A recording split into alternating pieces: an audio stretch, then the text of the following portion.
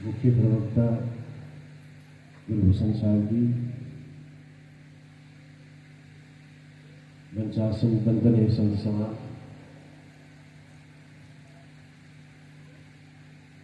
सत्संग स्थल में उपस्थित भक्त सज्जनों एवं माता, बहुत बढ़िया सुन रहे हैं आप लोग। सुनना चाहिए।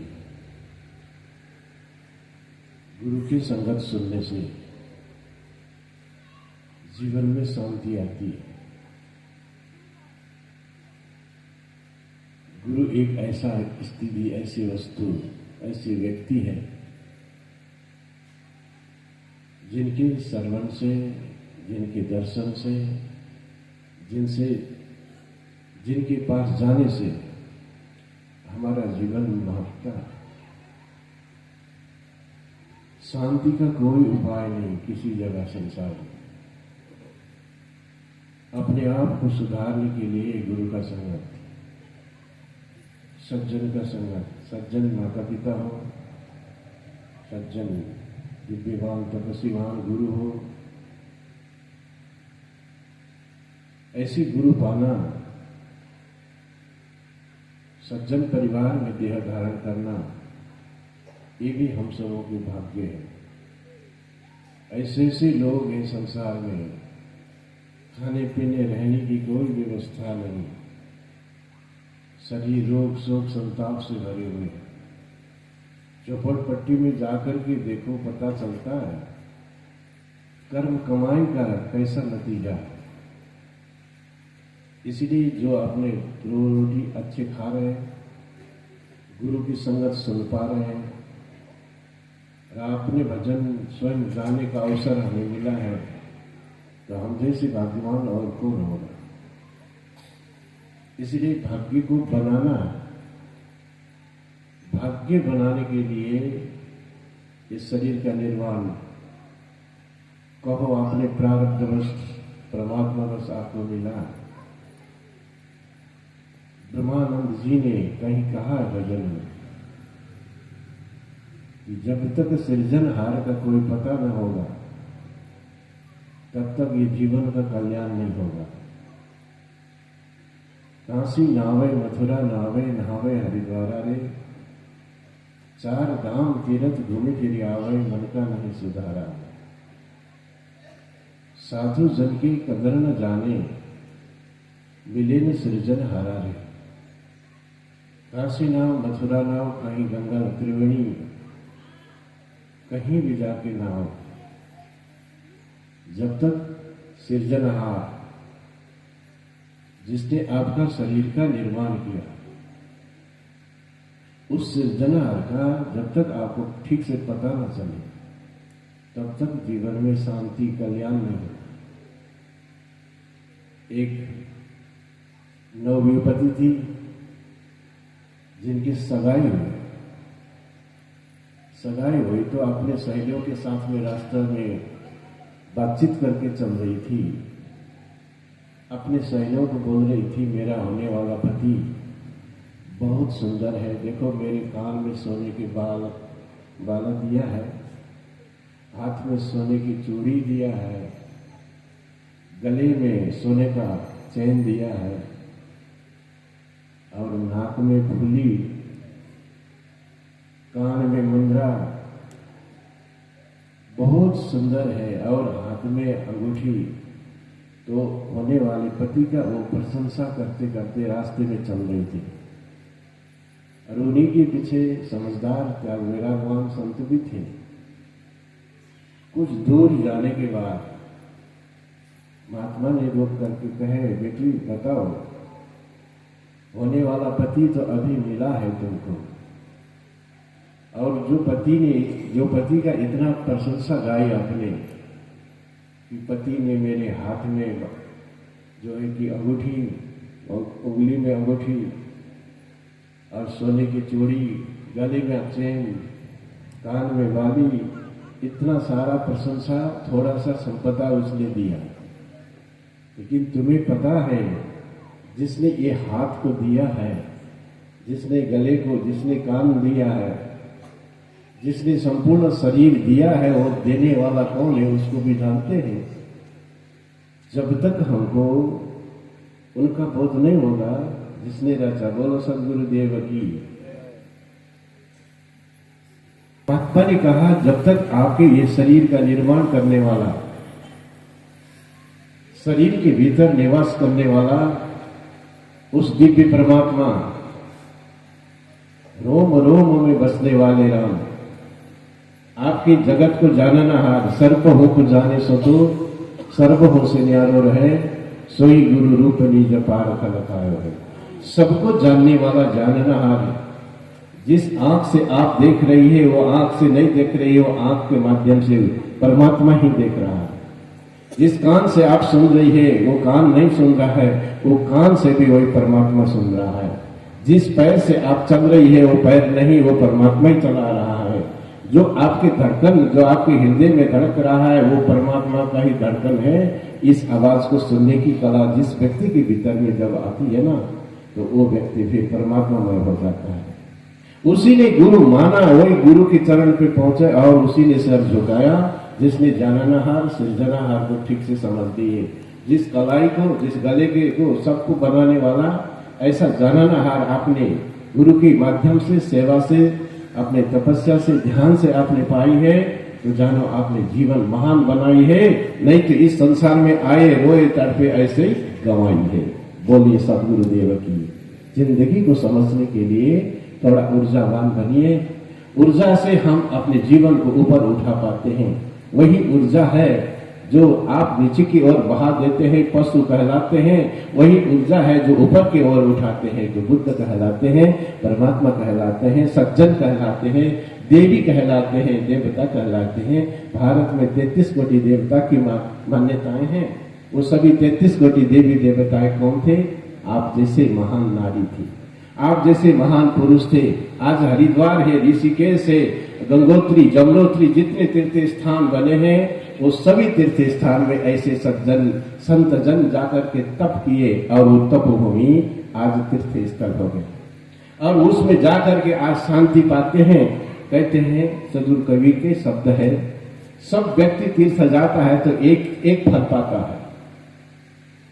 आप सुन लेना, तीर्थ गए फल एक है, संत मिले फल चार, सदगुरु मिले अनंत फल, कहीं कबीर विचार। तीर्थ में जाने वाले को एक फल मिलता है, सभी को एक फल।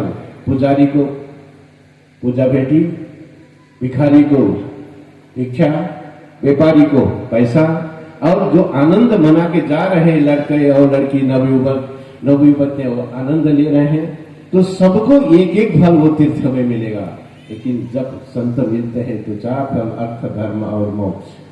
अब ऐसे सतगुरु मिल जाते हैं तो अनंत जन्म का उद्धार हो जाते हैं।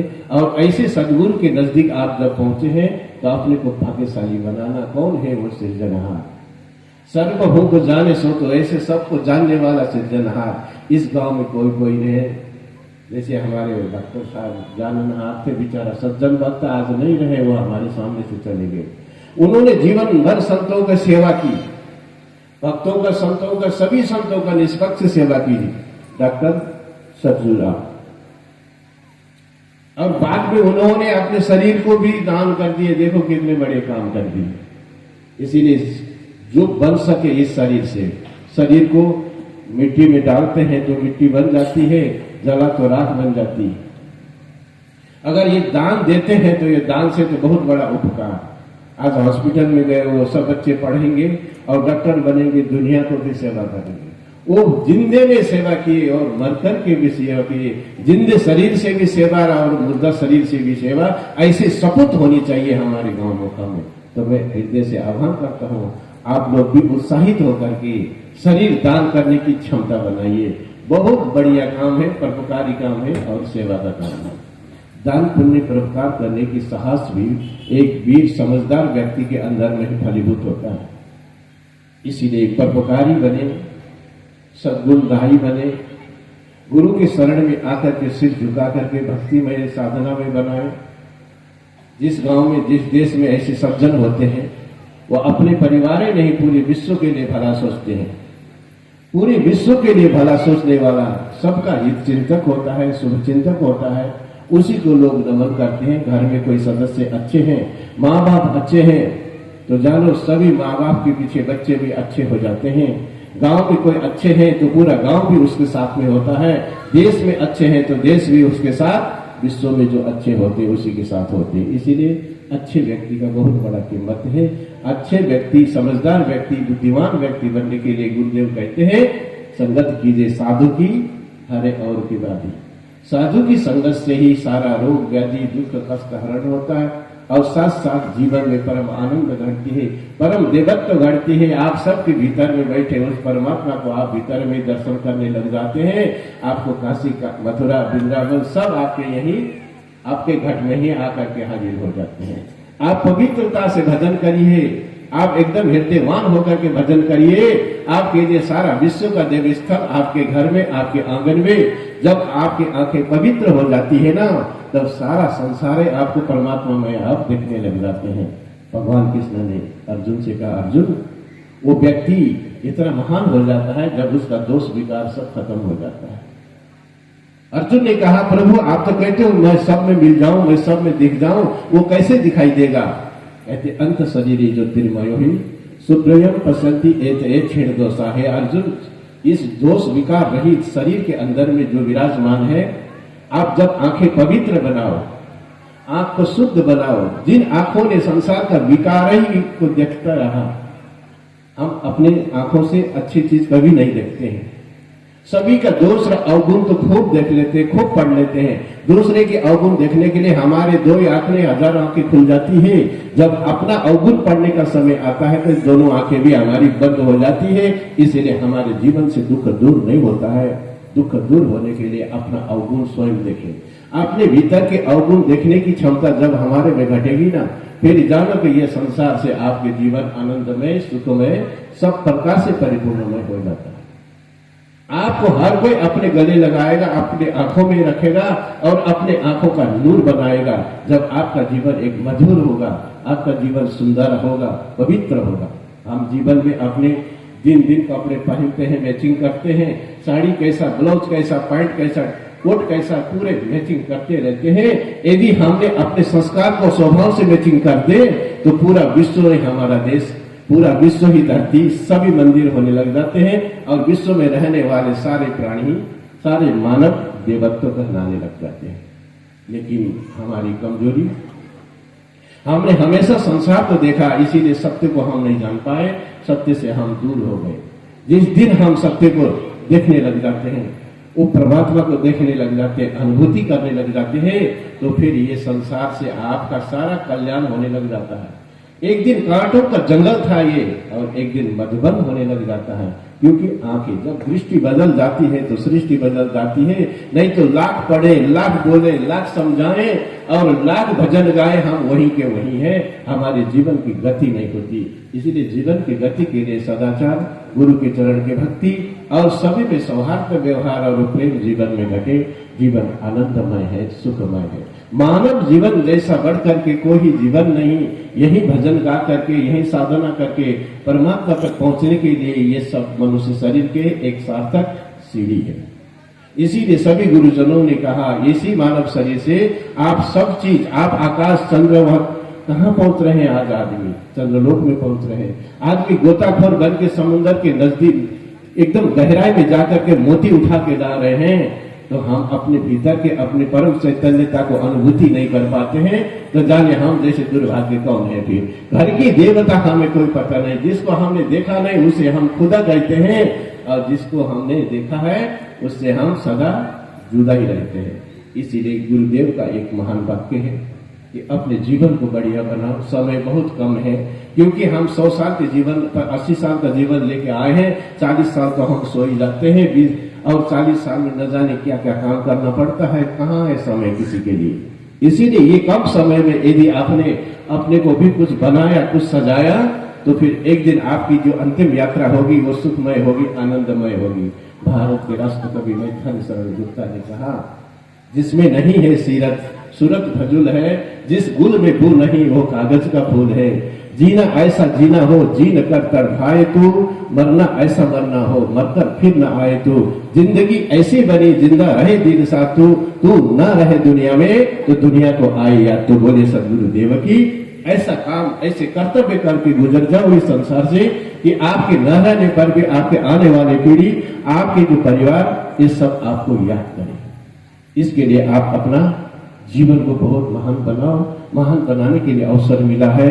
इस अवसर का परिपूर्ण सदुपयोग करने के लिए यदि आप समर्थशील हो जाते हैं तो ये जीवन गुलाब, ये जीवन कमल होकर के खिल जाता है। तो मैं समय ज्यादा ना लो, इन्हीं शब्दों के साथ विराम देता हूँ। बोलो सदगुरुदेव की